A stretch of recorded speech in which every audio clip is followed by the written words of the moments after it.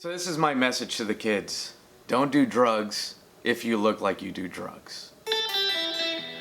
Probably 2007, long-haired Nick. Loved Wu-Tang. In fact, had 3 Wu-Tang shirts, so it was my daily wardrobe. Me and a buddy are driving to a gig. We're going to El Paso to perform at the comic strip. We leave at 11 p.m. because we think traveling at night is so much better. My buddy has a spot at the Hollywood Improv. That's where we start our journey.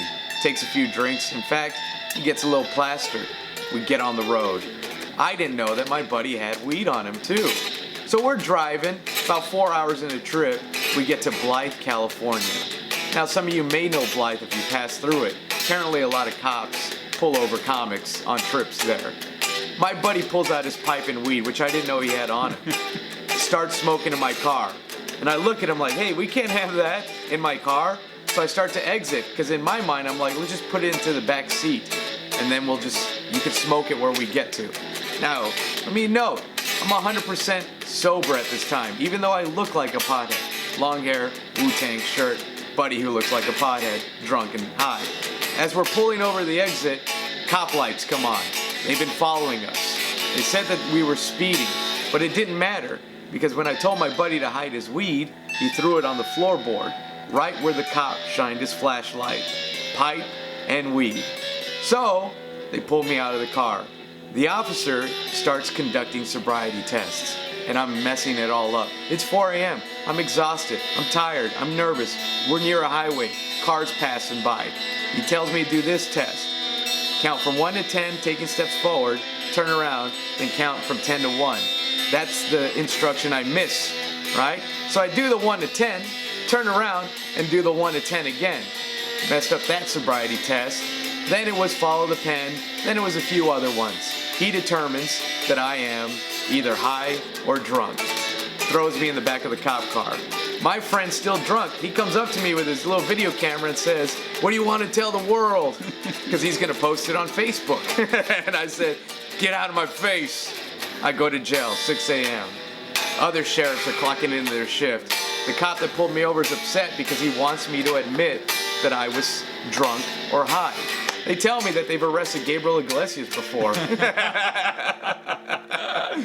So, they call in a nurse, 8 a.m. to take blood, because I am not saying that I'm drunk or high, because I'm not. I've been 100% stone cold sober, right?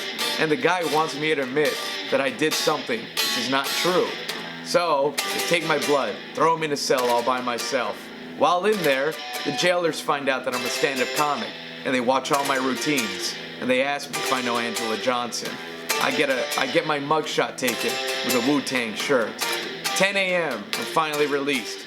My buddy is there to greet me. They said they took him to Denny's, right? Drunk and high, went to Denny's. So, we continue our trip, get to El Paso, do the gig. Now, if you don't know anything about DUIs, the minute that it's on record, lawyers start sending out letters to get you to hire them to have this dealt with. It's immediately known. So all these letters are going to my mom's house, which is my mailing address, right? She's freaking out. My buddy tells me, don't worry, man. I'll hire a lawyer. I'll handle all the fees. We're going to get this taken care of because I know you're 100% stone cold sober and it was my fault. So the lawyer says, I'll keep an eye on it. And he does. Court date never comes up. I never get asked to come back to Blythe because of this. Finally, the lawyer calls me and says, hey, so since your blood came back 100% clean, this is not going to go to the courts because you would have ruined this cop's career. I was the first guy that he ever field tested. He was new to that side of copetry, whatever it might be. Policeness, right? I was informed that since I was 100% clean, if we would have gone to court, he would have lost the case, and then any lawyer in that town could have used my case against him for every single DUI, DWI arrest that this guy attempts. Because since he can't be 100% sure because of me, then he can't be 100% sure with everybody else. So, everything was dropped, or so I thought, until 5 years later when I tried to get global entry and it popped up. But I got global entry because I was 100% clean. Yes! Yeah. And now I do drugs. The Full minute, circle, yeah, dude. the minute I stopped looking like a pothead, now I'm doing pot. Would never guess it with this guy. So don't do drugs if you look like you do drugs.